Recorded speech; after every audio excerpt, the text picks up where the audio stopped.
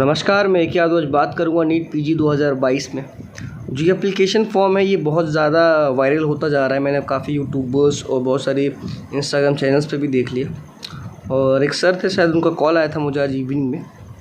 वो कह रहे थे सर क्या ये चीज़ें सही हैं क्या नहीं है, या होगा या नहीं होगा। मैंने उनको बताया कि थोड़ा वेट करिए, मैंने वीडियोस पे नहीं बनाई इस टॉपिक पे, क्योंकि अभी मैं इस पर बात सोच रहा हूँ क्या चीज़ें हैं और इन पर इन्फॉर्मेशन कलेक्ट कर रहा हूँ। तो नमस्कार, मैं क्या आज बात करूँगा क्या ये रियल है या फेक है, ट्रुथ क्या है यहाँ पे, और क्या चीज़ें यहाँ पे आपको सही देखने को मिल सकती हैं।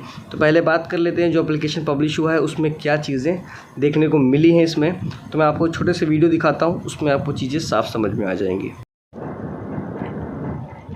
तो जो एनएमसी की कमेटी ने है उन्होंने एक ये लेटर पास किया है, दिखाया है डीम्ड कॉलेजेस को regarding regulatory of fee structure of 50% seats for in deemed and private colleges.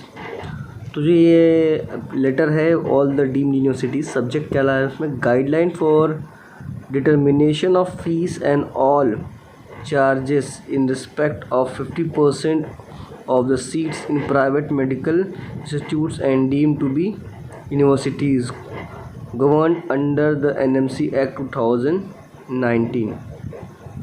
सो जो ये है गाइडलाइन इन्होंने प्रोसीड की है, तो पढ़ के सुना दूँ आपको। Sir, I am directed to inform you that an office memorandum had been issued regarding guideline for determination of fees and all other charges in respect of 50% of the seats in private medical institutes and deemed to be universities governed under NMC Act 2019। ये है आपके doctor Ashish Kumar Panda ने लिखा है, जो कि deputy secretary हैं NMC में।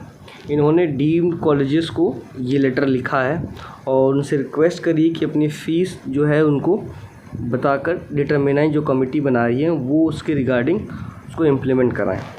तो ये है टोटल इन्फॉर्मेशन। तो जो ये लेटर है डिप्टी सेक्रेटरी ने जो पब्लिश किया है और डीम्ड यूनिवर्सिटीज़ को और प्राइवेट इंस्टीट्यूट्स को भी, कि अपनी जो फ़ीस है उसके रिगार्डिंग जो गाइडलाइन है उसको फॉलो करते हुए अपनी फ़ीस डिसाइड करना है। तो आपको बता दूँ ये चीज़ें सब कुछ सही है, एनएमसी फॉरवर्ड कर रही है चीज़ें। लेकिन अगर आपने ये बात सुनी होगी जब हमारे प्रधानमंत्री हैं नरेंद्र मोदी जी, उन्होंने कहा था कि जो हमारे डीम्ड और जो प्राइवेट कॉलेजेस हैं उनकी जो फ़ीस है वो गवर्नमेंट के लगभग हो जानी चाहिए 50% सीट्स पे। तो उसी को इम्प्लीमेंट करने के लिए ये जो जहम हो रहा है एनएमसी की जो बॉडी कर रही है, यही कर रही है। फ़िलहाल जो लेटर दिया गया है, और मैं आपको बता दूँ, अब आपने जो प्रधानमंत्री हैं उन्होंने चीज़ तो अच्छी सोची, चीज़ें सब कुछ सही है, पर इसको रेगुलेटरी में लाने के लिए बहुत ज़्यादा स्ट्रगल और बहुत ज़्यादा हार्ड वर्क लग रहा है। और रही बात जो एनएमसी ने कमेटी बनाई है, उन्होंने तो ये लेटर पब्लिश कर दिया है सारे डीम्ड यूनिवर्सिटीज़ को और प्राइवेट इंस्टीट्यूट्स को कि आप इस चीज़ को फॉलो करें। लेकिन यहाँ पे जो सबसे बड़ा मुद्दा बैठ रहा है यहाँ पे, अगर 50% सीट्स पे आप गवर्नमेंटल फ़ीस पे देंगे 50% सीट्स को, जो 50% सीट्स जो रह जाएंगी रिमेनिंग, उस पे जो कॉलेजेस और डीम्ड यूनिवर्सिटीज़ का मानना ये कि वो अगर रिमेनिंग फ़ीस पे आप डबल हम चार्ज करेंगे, तब हम रिमेनिंग 50% सीट्स को आपको एज अ गवर्नमेंटल फ़ीस पे प्रोवाइड करेंगे। क्योंकि अभी तक जितने भी प्राइवेट इंस्टीट्यूट्स हैं वो नो प्रॉफिट नो लॉस पे काम कर रहे हैं, तो वो कोई भी चाहेगा कि मेरा लॉस ना हो और मैं 50% सीट्स अपनी क्यों गंवा दूँ गवर्नमेंट्स के लिए, जाहिर सी बात है।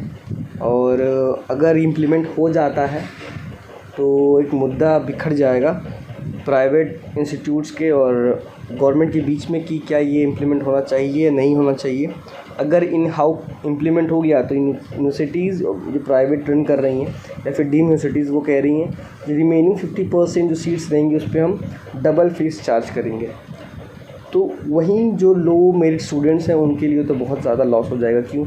उनका तो बजट जितना छोटा, उनको जितना कम बजट में चाहिए वो बजट और हाई हो जाएगा। और जिनकी मेरिट अच्छी है, जिनका स्कोर अच्छा है, उनके लिए तो बहुत अच्छी रहेगी ये चीज़।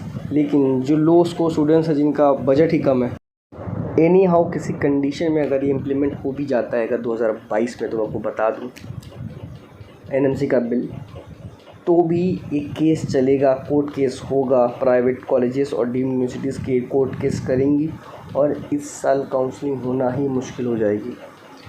तो मैं बता दूं आपको, जिस पे एक सोल्यूशन निकलेगा वो ये निकलेगा, जैसे काउंसलिंग चल रही है उसको चलने दीजिए। इन हाउ नेक्स्ट ईयर ये लोग उस पर प्रोसीड करके यूनिवर्सिटीज़ जो डीम्ड यूनिवर्सिटीज़ हैं और प्राइवेट इंस्टीट्यूट्स हैं उनको शायद कन्विंस कर पाएँ, तब आपको देखने को इम्प्लीमेंट होने को देखने को मिल जाएगा। पर फ़िलहाल 2022 की काउंसलिंग में एनएमसी बिल 2022 इम्प्लीमेंट नहीं होगा, नहीं होगा और नहीं होगा। मैं श्योरिटी के साथ कह रहा हूँ और इन फ्यूचर आपको भी देखने को मिलेगा। और इस मेरी वीडियो में आप नोट करके रख लीजिए, मैंने कह दिया है एनएमसी बिल 2022 अगर इम्प्लीमेंट भी हुआ तो भी इस पर बहस चलेगी और काउंसलिंग डिले होगी और डिले होते ही जाएगी। पर मेरा मानना ये है कि इस साल काउंसलिंग नहीं होगी। काउंसलिंग नहीं होगी क्यों? अगर इम्प्लीमेंट हो गया तो, और इम्प्लीमेंट नहीं होता है इस साल, तो जैसे आपकी काउंसलिंग चल रही थी इन हाउ वैसे ही आपकी काउंसलिंग चलेगी। होप करूँगा आप बेटर इन्फॉर्मेशन प्रोवाइड कर पाया हूँ।